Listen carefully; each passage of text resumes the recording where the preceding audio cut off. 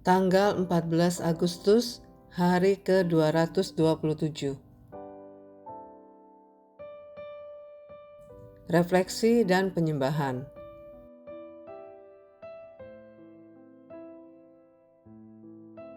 Terang di tengah kegelapan.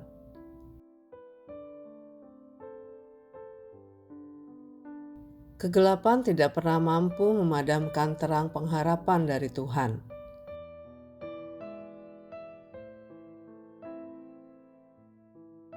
Refleksi. Perjalanan pelayanan Yeremia bukanlah perjalanan yang mudah. Ia setia menyampaikan firman Tuhan, tetapi kesetiaannya justru sering dibalas dengan ejekan, penolakan, ancaman, bahkan penderitaan. Ia pernah dimasukkan ke dalam sumur yang penuh lumpur. Ia menyaksikan bangsanya menolak peringatan Tuhan berulang kali.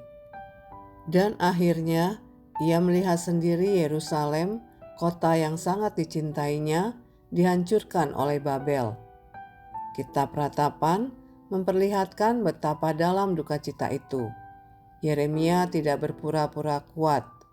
Ia menangis dan membawa kepedihannya kepada Tuhan. Namun sesuatu yang luar biasa terjadi. Justru ketika keadaan berada pada titik tergelap, Yeremia mengingat sesuatu yang tidak dapat dihancurkan oleh Babel, kasih dan kesetiaan Tuhan. Tak berkesudahan kasih setia Tuhan, tak habis-habisnya rahmat-Nya, selalu baru tiap pagi, besar kesetiaan-Mu. Ratapan pasal 3 ayat 22-23. Yerusalem dapat runtuh, bait Allah dapat terbakar, kekayaan dapat lenyap dan kehidupan dapat berubah dalam sekejap. Tetapi kasih setia Tuhan tidak ikut runtuh. Inilah pengharapan orang percaya. Ketika semua yang dapat diandalkan di dunia mulai goyah, Tuhan tetap sama. Adorasi. Bayangkan berada dalam kegelapan yang begitu pekat ketika Anda tidak dapat melihat apapun di depan Anda. Kurang lebih seperti itulah keadaan Yehuda yang digambarkan dalam Yeremia pasal 52. Persediaan makanan habis karena kelaparan. Dalam ayat 6. Tembok kota ditembus dan tentara melarikan diri. Ayat 7. Anak-anak Raja Zedekia dibunuh di depan matanya. Setelah itu, matanya dibutakan dan ia dibawa sebagai tawanan ke Babel. Ayat 10-11. Bait Allah, istana, dan rumah-rumah di Yerusalem dibakar. Tembok kota dihancurkan. Ayat 13-14.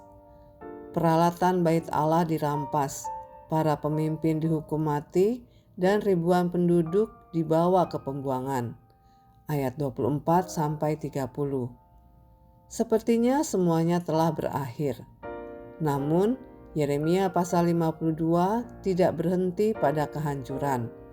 4 ayat terakhir menceritakan sesuatu yang mengejutkan.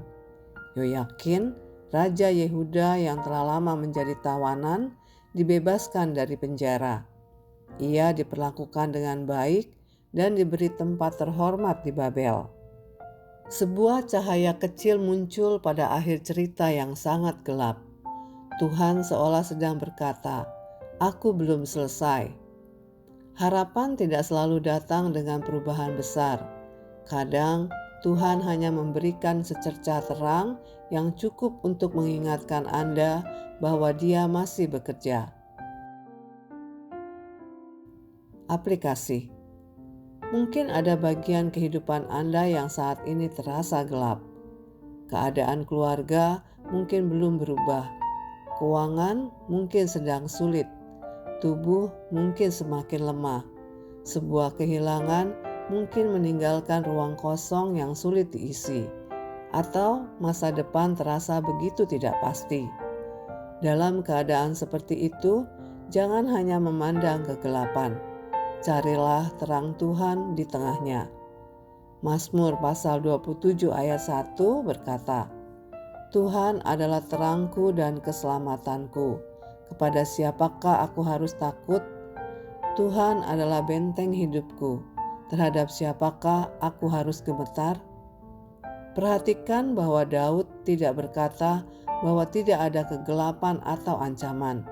Ia berkata bahwa di tengah semuanya itu Tuhan adalah terangnya.